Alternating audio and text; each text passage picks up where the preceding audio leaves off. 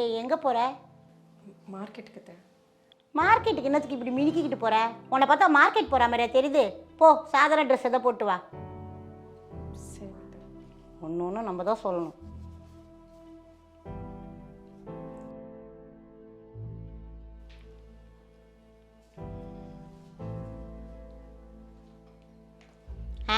இது எவ்வளோ லட்சணமாக குடும்ப பொண்ணு மாதிரி இருக்கு.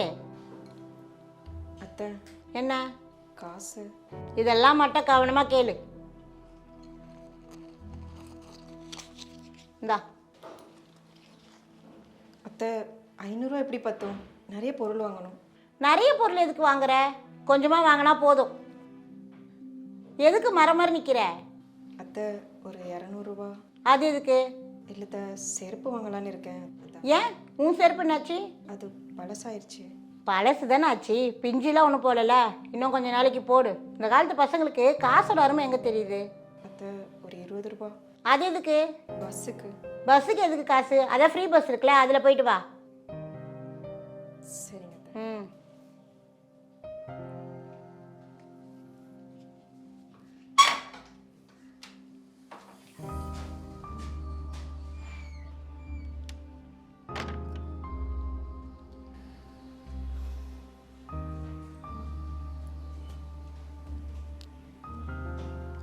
அம்மா ஒரு 500 ரூபா மட்டும் போட்டு விடுறியா?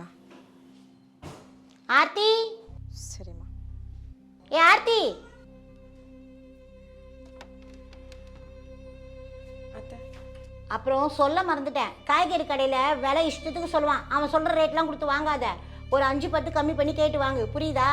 சரிங்க அத்தை. இந்த கருவேப்பிலை கொத்தமல்லிக்கெல்லாம் காசு கேட்பான், அதுக்கும் கொடுத்துடாத. கொசுறு கேட்டு வாங்கு. சரிங்க அத்தை. ம்.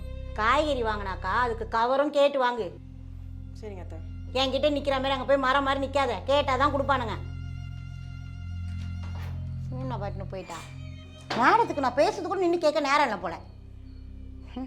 லேட் ஆகுதுன்னு ஹோட்டலில் கிட்ட வாங்கி விட்ட அவளுக்கு இருக்குது. என்ன அதுக்குள்ளே வந்துட்டா? எதையோ மறந்துட்டாலோ?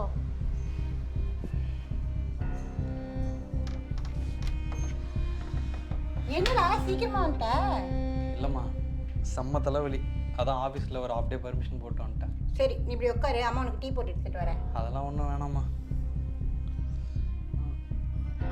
ஆர்த்தி எங்கம்மா? அவள் மார்க்கெட் போயிருக்காப்பா. நான் ஆன்லைனில் ஆர்டர் பண்ணிக்கலாமான்னு சொன்னேன். இல்லை வீட்டில் தான் இருக்கேன், நான் மார்க்கெட் போயிட்டு வரேன்னு போனேன். சரிம்மா, எனக்கு தலைவலிக்குது, நான் போய் கொஞ்சம் ரெஸ்ட் எடுக்கிறேன். ம் சரிடா.